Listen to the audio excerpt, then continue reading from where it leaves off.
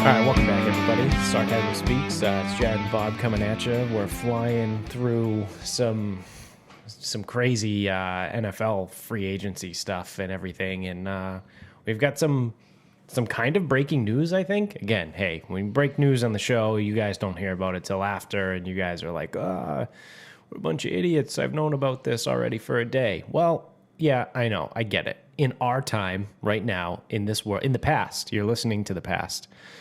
So you idiots in the future, it's not breaking news for you, but it is for us. So Deshawn Watson just came out that there are new sexual assault allegations against him. So I just saw this on Twitter, and the couple quick things, couple blue check marks here. Teammate of Deshawn Watson to me via text right now, and this is the quote: "Would be the most unexpected thing ever if it's true. I don't believe it. No way, no how." There's another one, another blue check mark. "I'm not going to comment on the veracity of Deshawn Watson's story, but I think it's worth noting that the lawyer representing the plaintiff against Watson was Bob McNair's neighbor when the latter was still alive." So get your tinfoil hats ready. Oh, my God. So this person, I don't know who Andrew G. Hobner is, but he has a blue check mark. I'm assuming he's probably a Houston beat writer. He's insinuating that potentially this could be coming from Houston ownership. Because Deshawn Watson has been adamant that he no longer wants to play for the Houston Texans, and he said, "Trade my ass because I'm done." So we already have the conspiracy theories flying around that these sexual assault allegations against Deshawn Watson were created by someone within the Houston Texans organization. That would be a very Texans move because it makes no fucking sense. Yeah, none at all. I gotta turn my headphones down. My headphones were way too fucking loud. Jesus Christ. Damn, this shit once. No, it makes no sense for the Texans to do that, but... No. Well, then I'm sure there's, like you had said too jokingly before we got on, yeah, it was Bill. It was Nike. Yeah, Nike started the rumors. Nike's been working so we can buy low. Yeah, buy low. So instead of 4 first-round picks, now it's only going to be 3. No, they're going to trade Gilmore and 2 firsts for Watson, and they're just going to take it. Yeah. Yeah. I heard that the other day. Yeah, because that's... Fucking Yahoo fans. Yeah. Dude, I'm telling you, Patriots fans are the most fucking annoying. They're up there with, like, I don't know, Philly fans, Yankees fans, Celtics. Well, I hate Celtics fans the most. Celtics fans are worse than Patriots fans. Yes, but Patriots fans are still pretty fucking bad. Literally to think like, yeah, let's trade 2 firsts and Gilmore for Watson. Like, what? So I'm also putting this out there because I saw a lot of Jets fans. That wouldn't even go through on Madden. In the offseason, I saw a lot of Jets fans claiming that their team was going to be good because they were going to trade for Watson. With the pick that they were going to receive for Darnold, they were going to get one of the top wide receivers in the draft. LOL.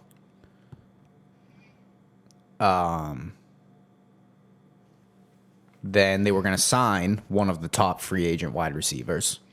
Are you going to get one of the top wide receivers in the draft from the pick you get from Donald in the 2nd round? Well, no, they were getting the 1st round for Donald. And they weren't going to have to use it to get Watson.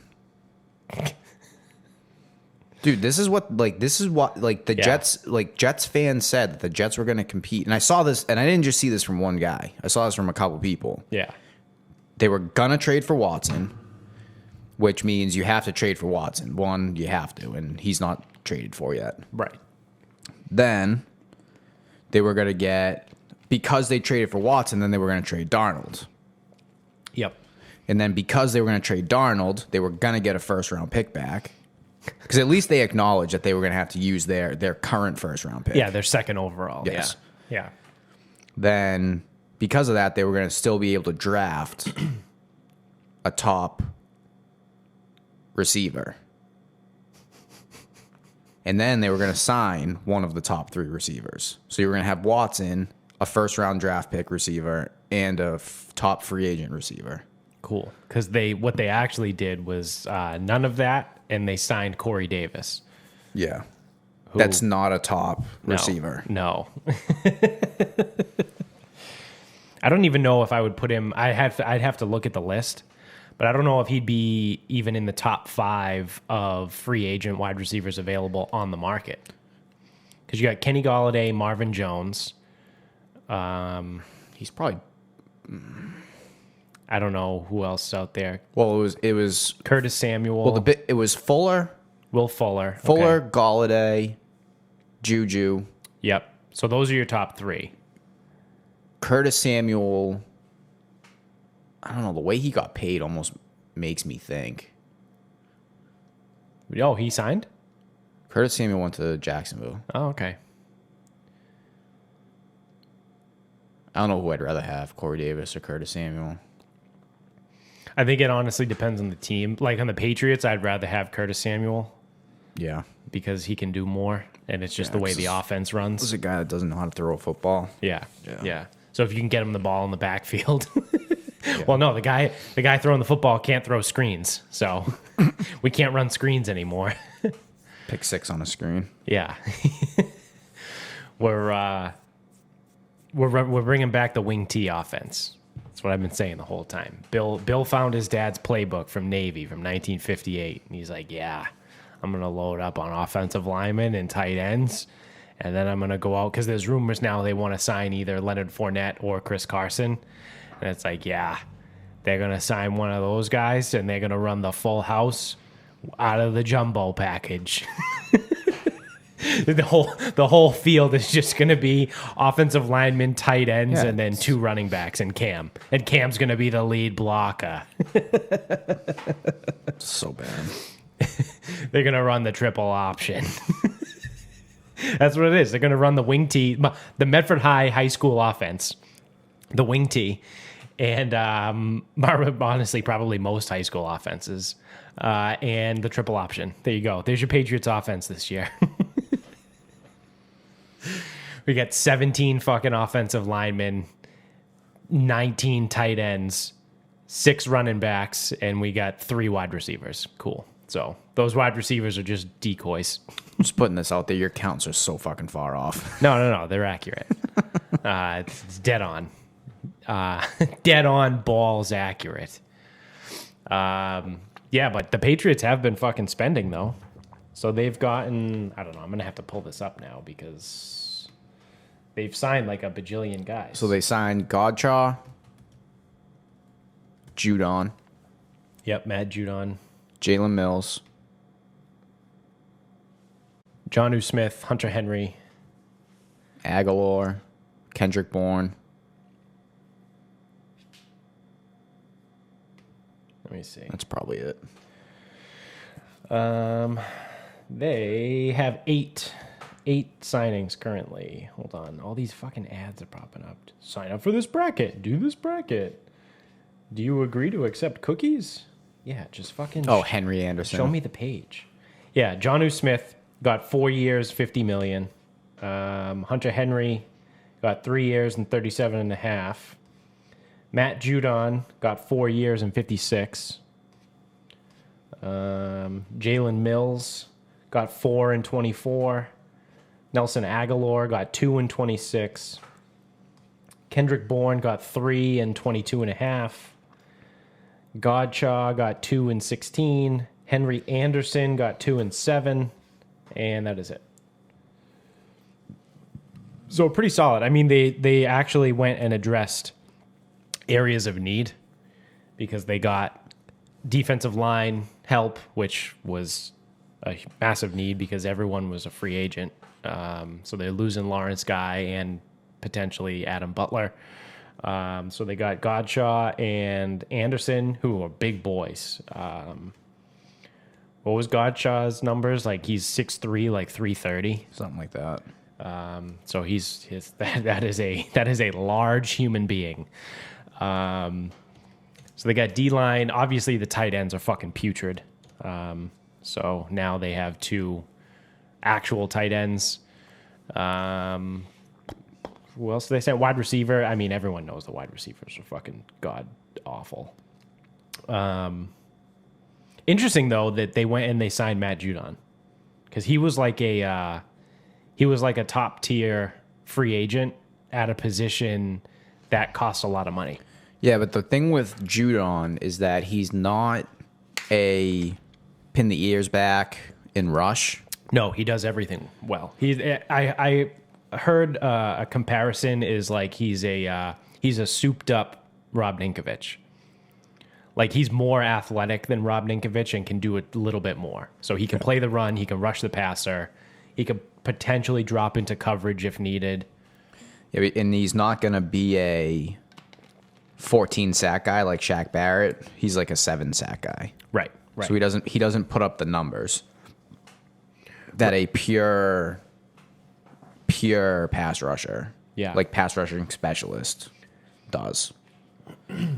That's the thing is like he's not like I wouldn't call him in like I know it's so hard to define now because you have like outside linebackers that just rush the passer like in Tampa. Yeah. But you also have outside linebackers that play outside linebacker. Right.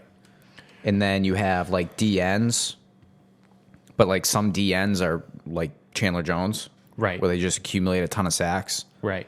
So I feel like if you get a ton of sacks, you're an edge guy. Yeah. But this guy's like an actual just D end. Yeah. Like I said, very similar to like a Ninkovich style.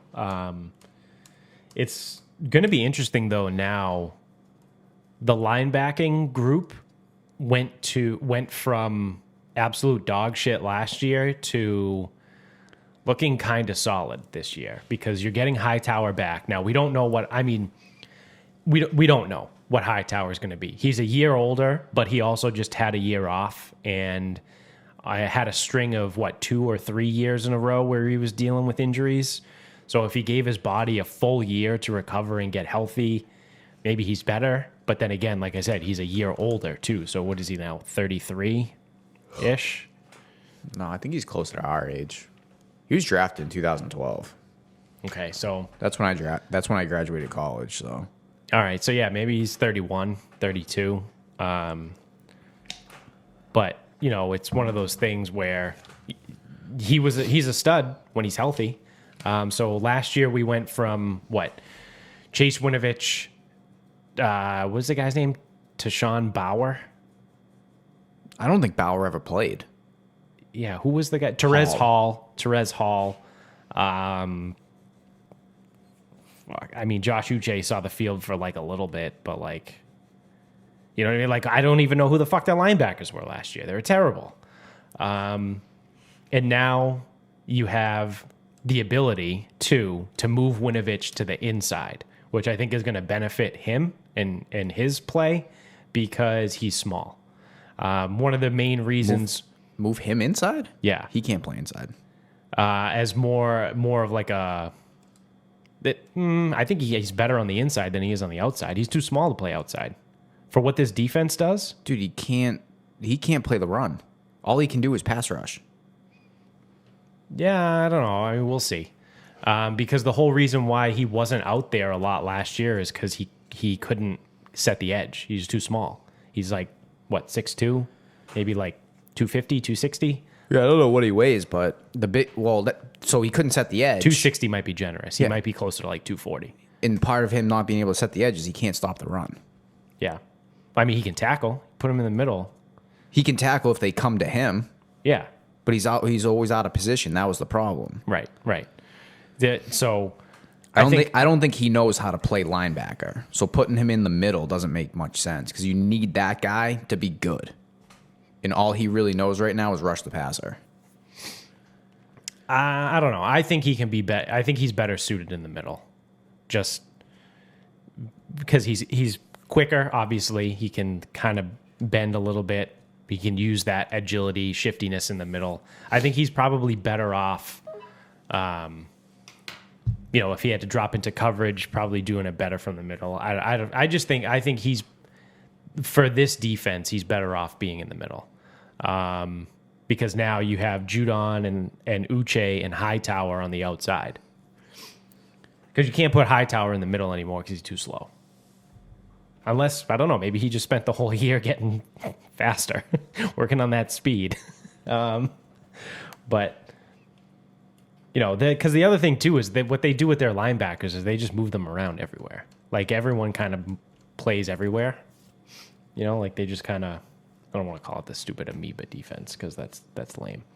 But they do shift and they move. Like sometimes they'll roll out with like two down linemen and like 5 linebackers or 5 guys that are standing up. Yeah, a lot of times last year they just went with 2 linebackers too. The only thing with I just don't with Winovich, I just don't know because again I'm not good enough to really know. All I can go off of is what people who break down film and know what they're talking about say. And it's people like Matt Chatham. Yeah, like Matt Chatham actually breaks down the film, and the problem with him is he just gets like gobbled up in the run game, and then when he's on the outside, he fucking gets too aggressive. Yeah. So as of now, he can only rush the passer. Then the other thing is I don't know where they're at with Uche and Anthony Jennings. Like these were decent college players. And then you would imagine that with a full off season with Jennings and Uche, they should be able to take some kind of step. Like I'm not expecting them to be fucking elite, but they should be able to be on the field at least 40% of the snaps this season. They also need some level of OTAs, training camp, mini camp. Like they need these things this year. Yes. And if they can't fucking do it, then I don't know. Yeah. I don't know what's going to happen. Yeah, they because so like you had said, get ready if there's any kind of like random like limited OTAs or no practices or anything, and we're just rolling out there. Prepare to bet against the Patriots against the spread for the first like 4 to 6 weeks of the season. Well, you should probably do it anyway because they've loaded up the way they've loaded up. They're not going to meet those expectations. No. People they're gonna get so much credit. Like, oh, look at all the guys they signed. Look at all the talent they got. Look. Well, that's to invoke some betting words here. I feel like that's a square position because what I had said to you the other day too was on when did the legal tampering start? Tuesday morning, right? Monday morning? I don't fucking know. Monday. So on Monday morning at 11 a.m., the tampering opened up at noon. The Patriots' odd to win the Super Bowl was 30-1. And then at the end of the day on Monday, after they had made all the announcements of all the signings they were going to have, their odds to win the Super Bowl were 30-1. Yeah, still, same. It didn't move. It didn't move at all. And then even after Hunter Henry, still 30-1. Right. So the difference is it's the quarterback is still the quarterback. Right. As of now. The thing, like you were saying, is pay attention to what the lines are because Vegas is obviously pretty smart and they're gonna it's what they do. They bait the public into betting certain numbers and certain lines depending on that. So going into the season, if everyone's still high and mighty on the Patriots saying, oh yeah, look at all these guys they got, oh the offense is going to be so much better, week 1 against Buffalo, if it's at home, they might be like a 2-point favorite. Like something like that. And then obviously it'll shift throughout the week, but take Buffalo, hammer Buffalo +2. Like if that's the case. Yes. So when Buffalo is like a 3-point favorite, still hammer them. Like, it's because that's what happens with super teams. They don't come out guns blazing. Look at Tampa Bay last year. They started slow. They were 7-5 at one point. Yep. They were actually a decent team to bet against for a while. Yeah. So but you see it in other sports too. Doesn't matter. Right. So this is you especially see it in basketball. It's one of my favorite things to do in basketball whenever there's a trade is to bet against the team that just made the trade or take the under. So a couple weeks ago when the Brooklyn Nets traded for Blake Griffin, I bet the under in the game and it hit. Yep. Because I was assuming like everyone's going to be like, oh no, they got Blake Griffin now. This team's fucking stacked. They got Kyrie, Harden, Griffin, fucking all these guys. They're just going to blow the doors off everybody. And I was like, okay, I'll bet the under in this game. And then it hit. And I was like, yeah, see, like I love doing that shit. Anytime a team makes a trade, or they get a new player, I always go against what like the consensus would be. More often than not, it works. It doesn't work all the time, but it's a little bit on how the sausage is made there. It's probably the only bet I've hit in the last month. There you go. So yeah, definitely fade the Patriots at the beginning of the season because I think it's going to be not as good as everyone else. The only problem is they'll fucking end up like opening against the Jets. It's like great. Yeah. It's like you should fade the fucking Patriots, but they're playing the Jets. It's well, like, the Jets are going to have Deshawn Watson. Oh yeah, I forgot. And Waddle and Yeah. and Will Fuller, Juju. Yep. Yeah, the Jets are going to get everybody. So, let me see. What else? Why do all these pop-ups keep coming?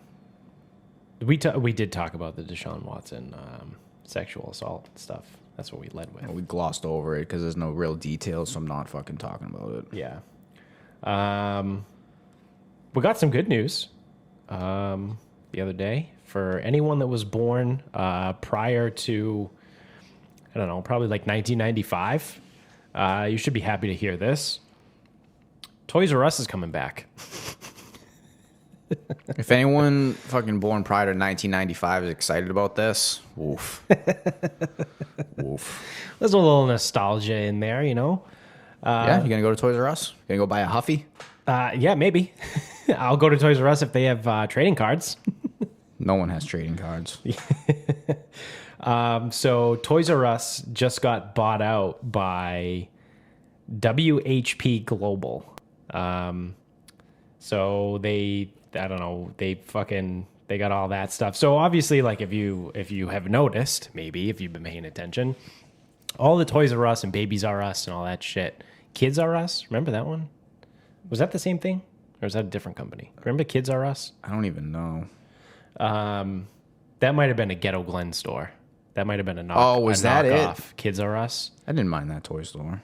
Yeah. No, that was KB Toys. That was KB Toys. Yeah. That's right. Yeah. Maybe Kids R Us was part of them. I would imagine. Otherwise, there would be some definite like trademark issues.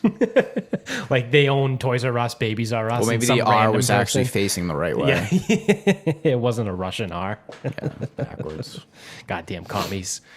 So yeah, it's WHP Global acquired the parent company of Toys R Us and Babies R Us, and they're going to start bringing stores back because they started closing. They filed for Chapter 11 in 2017, and they've been closing a bunch of stores since then. So as a result, they are going to reopen Toys R Us again in the United States. Just before the holiday season. They know what they're doing. It's going to end up being like a fucking Spirit Halloween. Yeah. They're just going to pop open like fucking around Christmas and then Yeah. fucking close the rest of the year. Well, a bunch of them are still vacant. So they might just go back into where they were before. Like there's a Babies R Us in North Attleboro that still says Babies R Us on the front, but it's been closed for, I would imagine, at least since 2017. So there are still these, they're around. The Toys R Us in Woburn, I think might even still be open. That might be like one of the last Toys R Us that are like around. Yeah, I remember I went there probably within the last, I'm saying probably within the last like 7 years. Yeah. I know it's still a long time, and that's well within the 2017 closings, but... Yeah. Yeah. Oh, Kids R Us is part of that brand. There's, I saw the thing. So yeah, we're getting back. We're getting our stuff back. The only thing I will say, this has no fucking ties to me at all because I don't have children. But Babies R Us was kind of like a really good store for people that had babies. Real strange. Go fucking figure on that. But like anytime, like if you needed like a crib or like any kind of like toddler, infant, baby, child stuff, Babies R Us was pretty fucking solid for that. So like I said, doesn't really bother me because I don't have kids, but because all the shit, like you could get some of it at Target, I guess, but Target's kind of expensive, it certainly can be. Well, stuff I've noticed with Target with shit like that too, it's like it's almost it's real close to like Walmart quality, Yeah, but it's like middle prices. right, So if you want to get it cheap, you got to go to Walmart. right. But if you want to get it something nice and you're going to pay for it, then you got to go somewhere else. Right, right. Well, also too, like looking at it like a Target and a Walmart, their baby section is just that. It's just a section of the store, whereas Babies R Us is an entire. It's a Target sized baby store. Dude, I've only been in a Babies R Us like twice. Yeah, Miserable. So fucking miserable because it's all like that. Yeah. It's like Babies R Us. It is all baby shit. It's like, Yep. oh my God. Yep. Shoot me in the fucking head. Strap a bomb in my fucking chest. This store fucking sucks. it's just a giant Wow, store. look, baby clothes. So someone's going to purchase these, give them to a kid. The kid's gonna sit there and fucking either shit themselves in them or fucking puke on them. Then you're gonna wash it, and then when the next person you know that has a fucking kid, you give them a trash bag full of all this shit. Yep. It's fucking insane.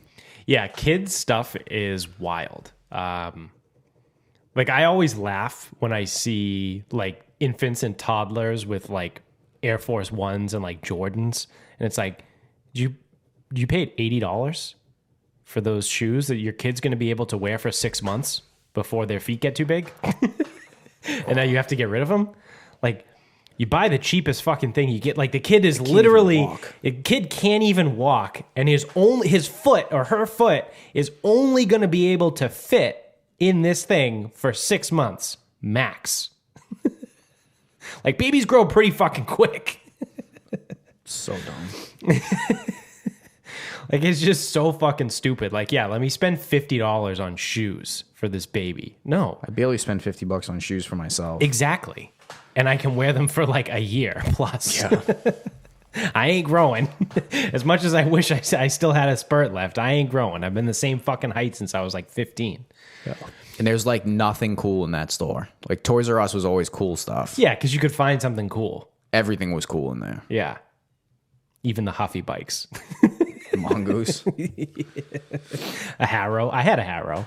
I didn't get a Harrow because I had a tendency to get my bike stolen or broken. Yeah. So I don't. my father was not allowed. I was not allowed to have nice bikes. Truthfully, though, I don't know if you could get Harrows in Toys R Us. No, because I had to go on to Salem Street. I got mine at JRA. JRA and no. The one in Stoneham on. Oh, I know what you're talking about. I don't know what it's called. On Main Street. Yeah, I don't know what you're talking about, but I know the store. Yeah. Anyone listening that's from that area is like, oh yeah, I know that bike store. Yeah, the bike store. Yeah, it was Stoneham, and then there was on Salem Street. Yeah, JRA that moved across the street. Yeah. To a bigger store. And those were like literally the only two bike stores, but yeah, Mongoose. Well, no, there was one on in Burlington. It was like multiple floors. Oh, But they had like road bikes too. Yeah. I do remember that. Yeah, I wasn't allowed to get a Harrow or a GT.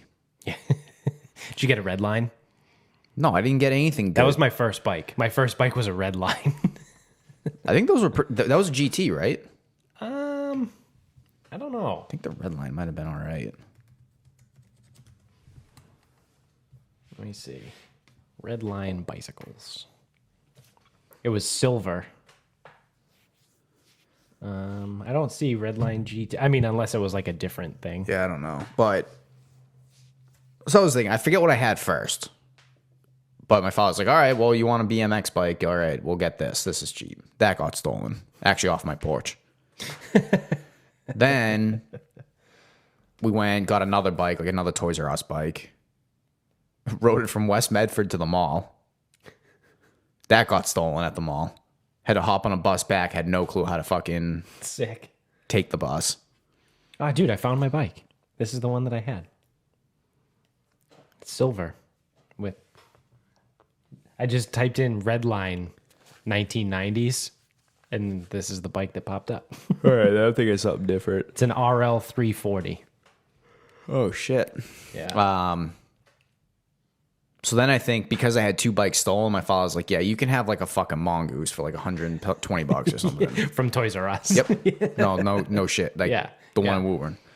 And it's like, fuck. It's like, I really wanted whatever. He's like, yeah, well, you've had 2 of your bikes stolen. So then we got that. And then I don't know how, but I think he fucking dumpster dove one at work. Oh, really? And it was a GT. Yeah. And then he brought it back, and I actually I repainted it. Mm-hmm. I might have had to like work on a couple things, but maybe put like a new tire on it or something. Yeah. And then that was like the last bike I had. It could still be at my parents' shed. Yeah.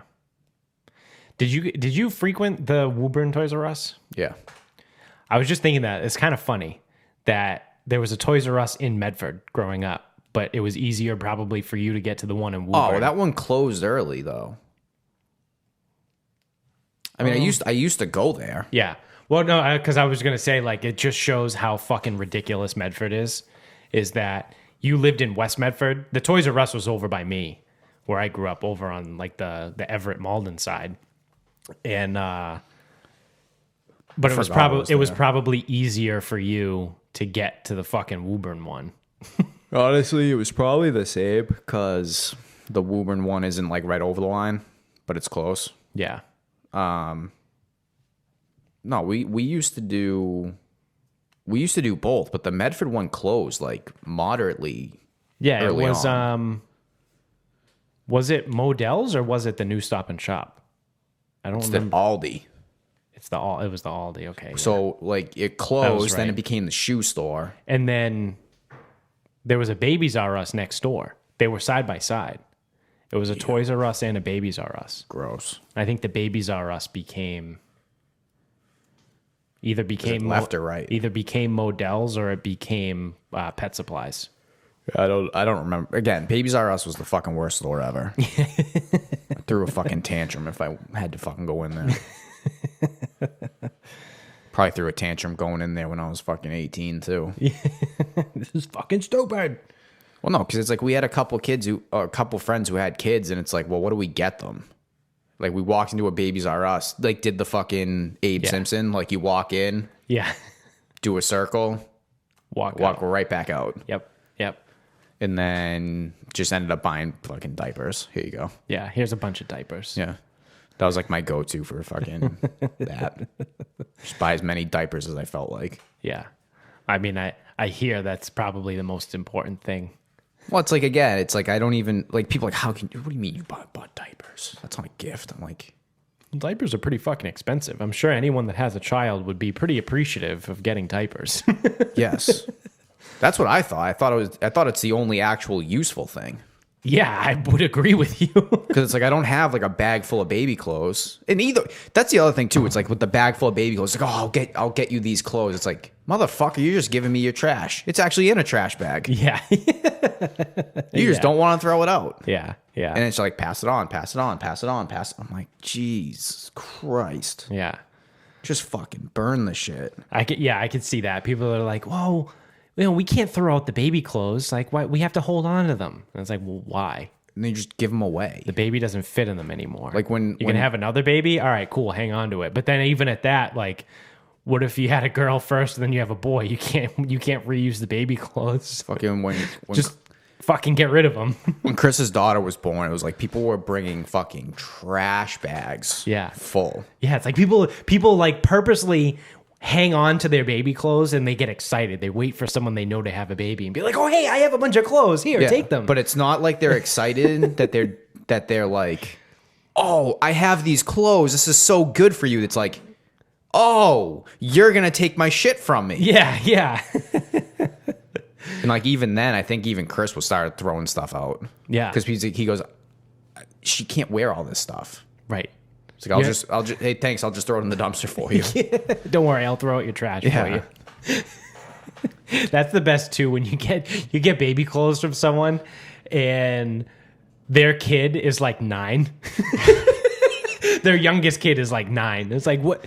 You held on to these clothes for at least 9 years. Like, what? Are you just throw them the fuck away?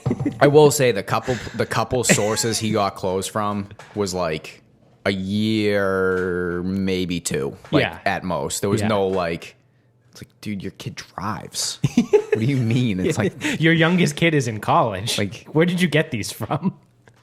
Yeah, your youngest kid has a kid. Why? We'll hang on to these for our grandkids. Like, no, fucking throw them out. How much space do you have? Right? Never mind this cycle of how this goes. Yeah. Also, do you know what clothes look like after like 20 years? Awesome. Just throw them away. You can always get new. Oh, and don't worry, if you have one kid and then you decide to throw all the clothes away, there'll be more people trying to give you their trash. If you have a second kid and you're like, oh man, I really wish we hang on to those clothes before, don't worry, there's still plenty of people that are going to bring their fucking clothes. Don't worry, you can be the fucking donation site. Yeah. Oh, shucks, we're having a second kid. Now I don't have any clothes. Never mind if you were like, if you just like hop on Facebook, like join like a in-town thing and be like, hey, we're having another kid and we got baby clothes. You will regret that decision because you will have so many fucking clothes. You'll get fucking cribs thrown at you. There'll be fucking 40 cars lined up outside your house trying to give you fucking trash bags full of clothes. You have 16 fucking bouncy things, you know, the things the kids sit in and then like it doesn't do anything other than just bounce. So bad. So fucking bad. 1,000 of the fucking spinny things. I don't know what those are called. I don't either. I don't know. A mobile? Mobile? No clue. Mobile, Alabama? I have no idea. I don't know. It's stupid. Just everything is stupid. Couldn't even tell you. Well, my favorite is like, how stupid are babies? It's so dumb. That they get enjoyment out of watching something just spin in a circle. Well, it's like fucking Wayne from Letterkenny. When it's like anything the baby does is like fucking crazy. Yeah.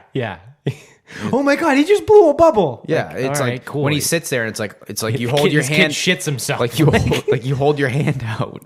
The baby grabs the finger.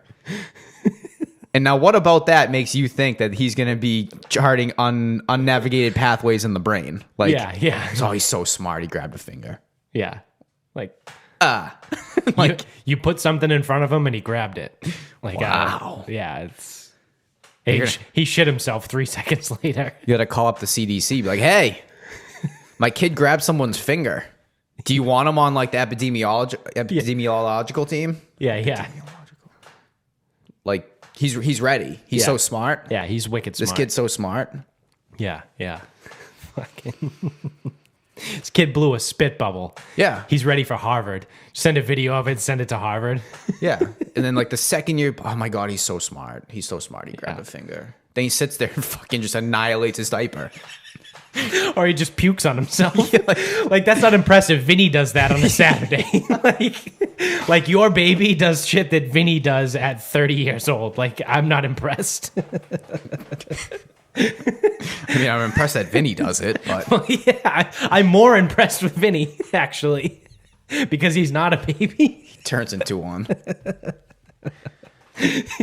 Although he hasn't shit himself. Yeah, it's just... But he has puked himself. Yeah, it's so funny, too. It's like, oh, they're really smart. Yeah. You can't even talk. They're not smart. You have no idea how much of a moron this kid is going to grow up to be. No. I see it fucking firsthand every single day. Yeah. They're all idiots. Every single one of them are idiots. Yeah. Although I guess I have an athlete right now. She's like super fucking smart. Like, top 5 in the class, like 4.5 GPA. I'm like, Jesus Christ. And like her mother was like talking her out of like taking 5 APs as a junior. And I'm like, they didn't even offer us that many, I don't think. No. Well, now they're getting rid of AP classes because they're racist. AP classes are racist? Yeah. You see that in New York? I think we talked about it briefly on the podcast a couple weeks ago. Some school district in New York is removing AP classes because they're not diverse enough. So instead of finding ways to make them more diverse and helping minority ethnic groups raise their educational levels, we're just going to get rid of all AP classes altogether. So now any kid in that district that wants to go to a really good school can't say they took AP classes to help them get in. So that's cool. Makes a lot of sense. Isn't the point of an AP class is that you take it in high school? It's based off of merit, yeah. You take the test and you get college credit for it? Yeah. Isn't that the point? It is, yeah. So do they want to change the name and not call it advanced placement? No, they got rid of it altogether. So those kids don't have the opportunity to take a class, pass the test, and get college fucking credit for it? Correct. Because the classes weren't diverse enough. So AP is racist. Having AP classes was racist. So they abolished AP classes. Talk about fucking treating the result but not the symptoms. Yep. Oh yeah, absolutely. That is like everyone's fucking problem. In full disclosure, I didn't take any APs because I look at it like the way I looked at it was it's like, oh, I got to take this test to get college credit for it. And if I don't pass the test, I don't get the college credit. No point. I took two AP classes, but I only took one test. I only took the AP Bio test. And I took AP Calc. But I didn't take the AP Calc test because then I took calculus my freshman year at Bridgewater. And I showed up to class literally like 6 times all semester. Where like the professor like reached out to me to make sure I didn't drop the class on my own. Because you know when they do the census, he was like, I have to mark that you haven't been here and you might get dropped. Like, did you already drop? And I was like, no, I'll come to the next class. Because I would just show up for the test. Because I already took AP Calc. Like literally everything I took in AP Calc my senior year in high school was the exact same class that I took my first semester of college. I believe that's the intention. Yeah, so I just didn't go to class. That's like quite literally the point. I showed up to take the test and like randomly, I would pick like a random day to show up like before that, just in case like the test date changed. I guess some of these kids now, they start taking APs in sophomore year. That's wild. So theoretically, you could get AP Environmental Science. what, 5, 10? You could get almost like 12 AP classes because I think they only let you take like 2 as a sophomore. Yeah. So you could get like 12 AP classes in, and if you pass the test for each one, that's like 12. That's a semester of college you don't have to do. Because we allowed, when we were in high school, I think there was only one AP class that was available as a junior, and it was AP US History. I don't remember. I don't No, think... wasn't it AP Bio because you could take AP Bio one year and then AP Chem the next year? I don't know. Or AP Physics the next year? Because they didn't. I know they definitely didn't want you to take. Well, I doubled up on science my last 2 years because I dropped Spanish. I did too, but I took environmental science and I took AP, A and P. Yeah, I took physics and A and P my junior year, and then my senior year I took AP Bio and something else. Maybe I took. Did you take environmental? No, maybe I took psychology. Oh, ew. So I had AP Bio, AP Calc, psychology, English, Bio, Calc, English, psychology. Yeah, that's the four cores you had to have. And I don't know. Oh, we had 5. Yeah, probably something else in there too. I don't know. Oh, maybe I took government and law. No, that was probably my junior year. I took government law senior year.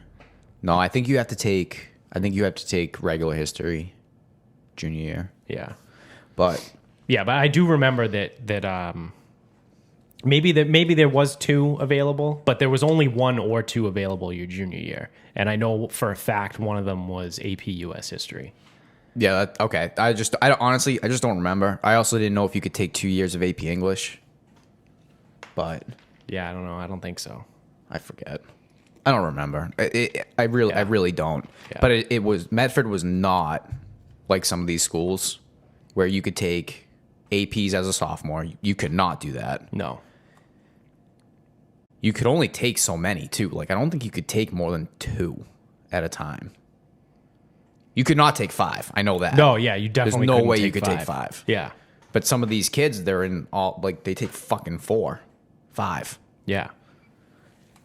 Yeah, I took 2 my senior year, and then I had to get a permission slip signed so I could take standard English for Miss Began because Kruger wouldn't let me. He was like, this is going to hurt your transcript. And I was like, dude, I have 2 APs this year.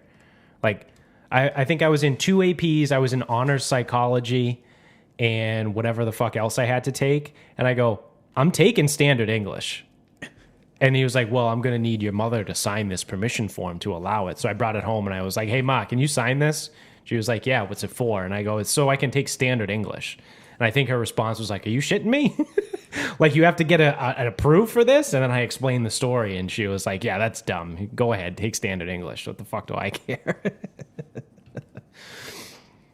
In Easton, they got rid of honors classes. Of course they did. Well, it's not inclusive enough. but I actually think it's a good idea. Yeah? How so? Well, also, I don't know what they name their standard classes. It's not standard. They name it something stupid. It's like college prep. I think it's college prep. Yeah. Or it might just be you take English or you take AP English. Right. And I don't mind them getting rid of honors classes Yeah. because they're fucking pointless. There's no point. What the fuck is an honors class? It's a joke. If you're going to offer this many APs, Yeah. well, do you want to do AP? Oh, no. Then go take English. Yeah. Do you want to take AP English? Oh, no, it's too hard. Then you take English. Take regular English. That's it. Just take regular fucking Right, English. because you don't get any extra credit for You get being, nothing. for being in an honors class. No, it doesn't. It's nothing on your GPA. Yeah. Like a fucking A plus 100 average in honors English and regular English is still a 4.0. Yeah. That's what it is. Yeah. Some places like Medford used to be out of 5. Like we did a 5 GPA. With AP classes. And I think the honors were 4.5. No, were they? No, they weren't. Were they really? For some reason that's sticking in my head. It could be a false memory. Like I could have just made that up. No way. But I thought that's how it might have went. The APs were 5, honors were 4.5, and then standard was 4. What a fucking joke. Because I always thought that was a joke anyway of having a GPA out of 5. Because colleges are out of 4, and anytime you had to submit your GPA to a college, you had to convert it. Yeah. So it's like, why are we doing out of 5 when the colleges don't give a fuck and I have to convert this to be out of 4? It's like, I have a 4.4 GPA. Yeah, you're a fucking loser. You have a 3.75. Yeah. Like, Like in the real world, it's yeah, because all those extra points you get don't actually matter. they don't. Because they like colleges look at it like A class is 4. Right. So unless you want to say in high school I had a 4.8 GPA. Yeah. Cool. What is that in a real GPA scale? Right. Right. Oh, it's 3.7. Oh, I graduated with 3.6. Oh yeah, my classes were harder. Number's still the same, kid. Right. Right. But like, oh, so anyway, so like I said, I actually agree with it. It's either you take the AP or you don't. Yeah. Fuck the middle. Right. What the fuck does the middle do? Yeah. Nothing. It's stupid. Ooh, I took honors. Fucking U.S. history. For standard U.S. history. Yeah, well, guess what? The standard classes actually used to be harder because they expected less of you and therefore made you do work. Yeah. Yeah. That was true. Standard English. Unless you got vegan. So when you were in... Yeah, so unless your teacher was fucking 85 years old and somehow still teaching 20 years later. So... Because whenever AP English was available, AP English was the hardest course. It required the most. Yeah. Standard English, way harder than honors. Honors was the easiest class. Yeah. Because it had the better teachers. They also, again, they like this bullshit like expectation that, oh, well, you're in the honors class. Like, you're better. Yeah. We need to do less because you can grasp this. You're good about doing all of this work on your own. Yeah. Or it's like, yeah, you I don't have to force assignments on you. I don't need to give you more assignments because you guys can probably comprehend this. Yeah. Yeah. And then AP's like, yeah, fuck you, give me a 10-page paper by tomorrow. But I don't mind it because then it's like, again, it's like, oh, well, you in honors classes? It's like, no, dude. You either take the fucking AP class, take the AP test. Because I always used to do that. Like, oh, you take the AP test? No. What was the fucking point? Yeah. They like look at me weird. Like, what do you mean? I go, if you didn't take the AP test, why the fuck did you do it? Right. Oh, well, I got like placed. I go, the AP test is the only fucking benefit of the AP class. Exactly. You get the college credit or you don't. Right. Or you meet the college requirement or whatever. It's like you get to use it for something. Other than that, you just took a really fucking hard class for no fucking reason. Yeah. Because again, I don't know what the conversion is, but if an A is a fucking 5, what does a B come down to? 4 point whatever? Yeah. Why don't you just get a fucking A in the other one? Yeah. I mean, if we're going to do math, clearly you're not in AP math. Yeah. If we're going to just do the math, Yeah. then just do really well in the fucking basic classes. Like, you could have got straight fucking A's, 95 average or above. Like, if you could fucking pull that off, Yep. you would have a 4.0. Yep. And it's not, 4 above a 4, but it's going to be the fucking best out of anyone that fucking didn't take the fucking AP route. Yeah. You know what's funny? And I just thought of is a good point. If you take all standard classes and you get straight A's for 4 years and you have a 4.0, but then you take AP classes and you might have a 4.4 GPA, but when you have to do the conversion to go to college, you end up with like a 3.8. It actually did benefit you to stay in the standard classes and get straight A's rather than take AP classes and get B's. If you say you pull a B minus in fucking AP Calc, that's gonna, you look out of a 5, you still have a 4.3. Like, oh yeah, I'm above a 4. But when you go to apply for college and you have to convert it, the college sees it as a 3.8. Whereas this other person has a perfect 4.0. And when they convert it out of 4, it's still a 4. Yep. And I mean, obviously, like, depending on the school you're looking at, they may actually look at the transcript. Yeah. Yeah. But that just depends on where you're going. Yeah. And I would imagine, most schools at this point, the volume of applicants is so high, they're probably not looking very closely at it. Probably not. It's not like 20 years ago when they could actually maybe look at each little thing. Like, no, it's going to be like the or Ivies. even 30 years ago even. No, it's going to be like the Ivy Leagues that actually look. Yeah. Yeah, the big schools. Like, Bridgewater State's not looking at your fucking transcript. No. They're not going to scrutinize whether or not you took a fucking AP class. No, they're not. No. They're going to look and say, oh, he's got a 3.8? Yeah, cool. We'll accept him. So, I don't know. You want to start wrapping this up? We can wrap this up. Speaking of the nonsense that I hear about at work, apparently at Borderland, which is a state park in Easton, apparently there is a strong attendance of those that identify as furries. What's a furry, you might ask? It's people who dress up in animal costumes. Yes. To keep it simple. Now, it's not just people who dress up in animal costumes. There's also a kind of attitude around it. It's a fetishized thing. So a furry is like, the furries are people in animal costumes because it's a fetish. It's not like someone that just decides to dress up in an animal costume. And just like anything, that's probably how it started. Yeah. And I assume that's how it started. But I would be willing to gamble on the fact that some people may, deep down in psychology, be doing that, but like they're not doing it just because it's like whatever. Because some people are trying to identify as this. Oh, good. Like Good. this is how they are. This is like what they do. This is good. This is great. It's like I'm Bobby. It's like, oh no, I'm a furry. And you know, and then like they try to make it like it's like a thing when they're out in like the park being fucking doing whatever the fuck furries fucking do. I don't know. I mean, like you're the one dressed up as in the fucking costume. Yeah. Like you need to know that you're the fucking weird one here. But yeah, I mean, there's a massive, there is like a massive sexual aspect to it. But it's all, and again, it's like real similar to like some of the cosplay stuff.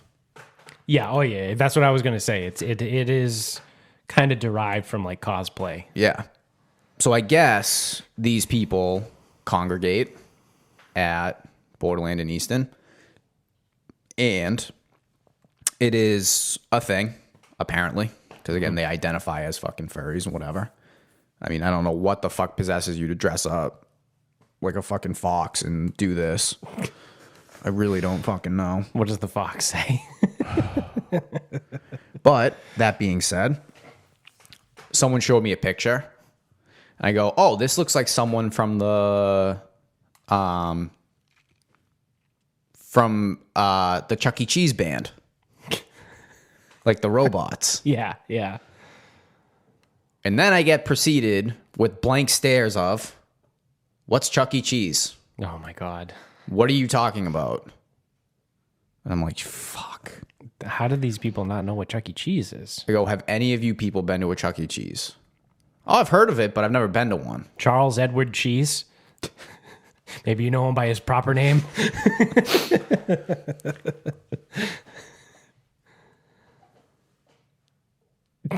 So here I am. I'm like, Chuck E. Cheese. I go, every birthday party I had from like 1994 to fucking like 1997, 1998 was at Chuck E. Cheese. Yeah. And I remember Or DZ. Remember that place? No. What the fuck was that? I don't know. Woburn, Stoneham, Winchester, like that area. It was DZ. It's the What was it? Zone. No, that's a TV thing. I don't know. Hold on. I'll Google it. Keep going. I'll figure it out. So then in my disbelief, I have to go around and confirm to a couple other people that I'm not fucking crazy. So it is not just a local thing. It is not just local to north of Boston. It's places. It's just there might not have been one on the South Shore, so none of these kids went. Yeah, that's fair. So, okay. Not that I want to give them any credit, but whatever. That's fine.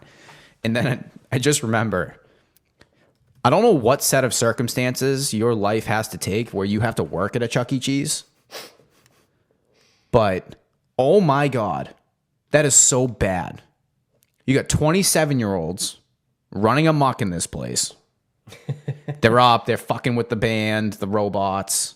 They're fucking around in the ball pit. Yep. Fucking chucking skee balls at each other.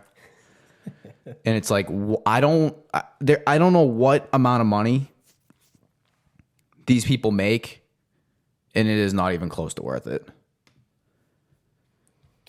So DZ was Discovery Zone. They went out of business in 2001. But there was one in Danvers. Oh, I don't think I ever went. That was a big thing for us in the late 90s.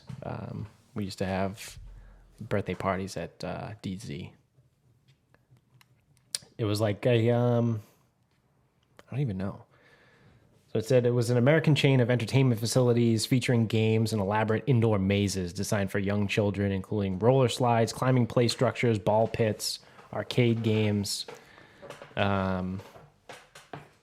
So yeah, I don't know. Was it like a kind of like a trampoline park without a trampoline?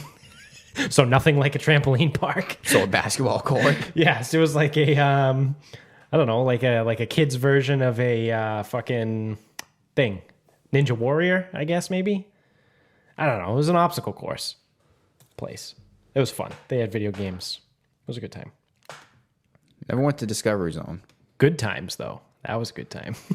if you weren't getting shot or stabbed out front. Oh, no one. Over in Somerville. You don't know anyone who got fucking shot or No, stabbed. I don't. there. But there were shootings and stabbings semi-frequently. Yeah, because it was like open all night, or it wasn't, but it was, and Yeah, it was like really sketchy. I don't know. I just used to go and play the games. Yeah, same. We go to laser tag. the batting cages. We would go in there too. Did they have they had batting cages? Yeah, right in the front. Right when you walked in, if you went immediately to the right, took a hard right, Oh, they were all I don't over know there. if I ever really did that. Yeah, we used to go to the batting cages all the time. And then Boston Paintball was right next door. Yep, I remember Boston Paintball. Yeah. We used to go there too.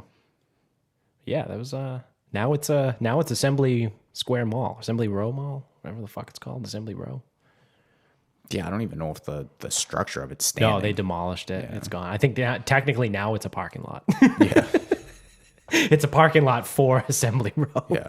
But yeah, it was good times. Good times at good times. Fucking loser. So my final thought is I got good news. So in the last episode, if you listened, you found out how now I'm a car guy, and I spent my entire weekend fucking around with my car trying to get it fixed. And when I last left off, my remote starter. So if you're watching on the YouTube show, this little guy, my aftermarket little fucking thing, that's the remote starter, just didn't work anymore. Because after I replaced my battery, and I was like, well, this fucking blows. So now I got to go back to the remote start store. So I was going to go Monday, and somehow, I don't even know how it happened. I'm inside with my stock key fob for my car. And I don't know if it was like, I don't know how it happened. If it was in my pocket or I just hit the button a bunch of times, but I just hit the lock button a bunch of times, and then my car started. And I was like, what the fuck just happened? So I went outside, my car's on, so I turned it off. I shut the door, and I'm standing there next to my car looking at my stock key fob and the aftermarket one that got installed. And I push the start button on the aftermarket one, and nothing happens. Okay. So then I take my stock key fob and I hit the lock button like 4 times, and it goes beep, beep, beep, vroom, and starts up. And I go, well, I don't know what happened, but I have a remote start that works again, and I don't need the aftermarket button to use it, even though it was an aftermarket product that got put in. Somehow my stock key fob works now to start my car remotely, so I'm not going to ask any questions, and I'm just going to continue going. So I took the aftermarket key fob off because I don't want it. It's just more space that takes up in my pocket. And yeah, so my remote start is still works. So you got to hit lock 4 times? Yep. I just hit the lock button 4 times. Are you supposed to do that? I don't know. But it works. Because as stupid as that is, I could see it being like a thing like, hey, here's the aftermarket thing, you know, or you can take your thing and hit lock 4 times. Yeah. Yeah. So I think, because I did look it up since then. So, because I've done it before. This is how I found out I didn't have a remote start when I first bought the car, was I looked up how to remote start your Subaru Legacy, and it does say hit the lock button twice and then hold it until it goes. Because I did that last year or 2 years ago, and I was like, and I was hoping like I was just stupid and just didn't realize I had a remote start in my car, but I didn't have one. So I mean, now it works. And like that is how it, so normal in a normal Subaru with a remote start, I think it's lock button, hold, and then it will go. So I just hit it a bunch of times and it turned on. So I was like, oh, okay, well, I know it, I just got it installed, and so it's there and cool. Now it works again. Imagine if it came with it and it wasn't like push, hold. It just wasn't like activated. It was hit it 4 times. Like this entire time for 4 years, I've had a remote starter. Yeah, you just had to hit it 4 times, not push, hold. Yeah. And then you got this aftermarket thing, and you had the battery issue. Yep. And it was all for no reason. Probably, yeah. I mean, if I were to put money on it, I would say that's probably how it went. Because this whole thing's pretty awesome if that's the case. Yeah, I'm just fucking stupid. Took 2 AP classes in high school, but I'm a fucking moron. Should have taken the 4 standard. Yeah. Senior year. All right. Well, that's it. That's all I got. That's the update there. So my car is good to go now, I guess. So thanks for watching. If you're on YouTube, make sure you click the thumbs up and subscribe. If you're still here, if you're still watching, just fucking subscribe to the show. Shout out to mybookie.com. We got today. What's today? 17th? No, tomorrow. Today is a couple of the play-in games, I think. Or tomorrow. I don't know. For March Madness. So if you're going to get all your March Madness stuff in, you want to bet every game because you're a massive degenerate. Sign up at mybookie.com using the promo code SarcasmPod. They will match your deposit for 50% up to $1,000 and toss in a free play in there too. I think it's like a $20 free play, or maybe it's 10 at this point. I don't know. Some kind of free play. And that's over at mybookie.com. You can find us at Sarcasm Speaks Pod. Sarcasm. Yes. I was going to say Sarcasm Pod again. Wow. We're at Sarcasm Speaks Pod on Instagram. Stay tuned. We're going to have another tournament coming at you pretty soon. We're going pasta this time. I have the bracket all set. I just have to get all the pictures and do all the graphics and stuff, which is going to take a little while. So then we're on Twitter at Sarcasm_speaks. The Facebook page is Sarcasm Speaks. So until next time, good night.